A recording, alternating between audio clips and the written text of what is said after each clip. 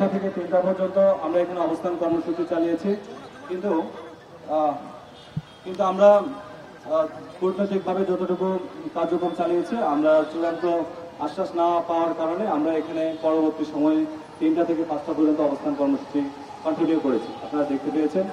এবং 3টার পরবর্তী সময় 5টা বাজে আমরা আপডেট দিয়েছিলাম আসিফ নজরুল স্যারের সাথে। স্যারের যে পিএস আছেন তার সাথে আমরা কথা কন্টিনিউ করেছিলাম। তিনি আমাদের বলেছিলেন যে আমাদের যে যৌক্তিক দাবি, এই দাবির পক্ষে একটি কমিশন গঠন করে, মূলত হচ্ছে যে বৈষম্যহীন বাংলাদেশ গঠন করার জন্য একটি বৈষম্যহীন একটি কমিটি গঠন করা হবে। সেখানে সবচেয়ে বেশি গুরুত্ব দেওয়া হবে মানে আমাদের এই দাবিটি, যৌক্তিক যে দাবিটি, এই দাবিটির পক্ষে প্রথমে প্রায়োরিটি দিবে। কিন্তু আমরা যখন কথা বলতে গিয়েছিলাম তখন আমরা বললাম যে না, মাঠে আন্দোলন চলমান আছে। তো সেক্ষেত্রে আমাদের যে ছাত্র ভাইয়েরা আছে তারা এখানে চাচ্ছেন যে মাঠে এসে একটি চূড়ান্ত ডিক্লারেশন। তো সেই দাবির পক্ষে আমরা আবারও কথা বলেছিলাম পিএস এর সাথে। তো উনি বললেন যে স্যার মিটিংয়ে আছেন, আর সেই মিটিংটা এখনো চলমান আছে 5টা থেকে। আর মিটিংয়ের স্থানটা আপনারা সাংবাদিক ভাইয়েরা জানতে চেয়েছেন কোথায়, প্রবাসী কল্যাণ ভবনে মিটিংটা হচ্ছে।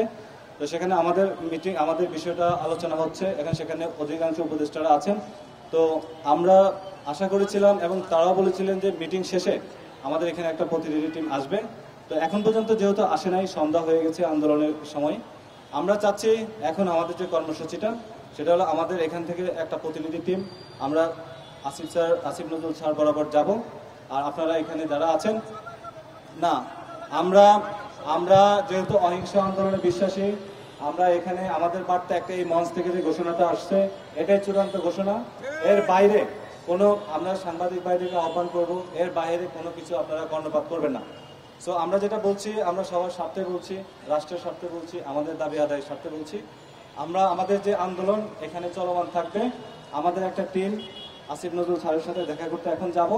আমরা গিয়ে আসা আগ পর্যন্ত আপনারা এখানে অবস্থান করবেন।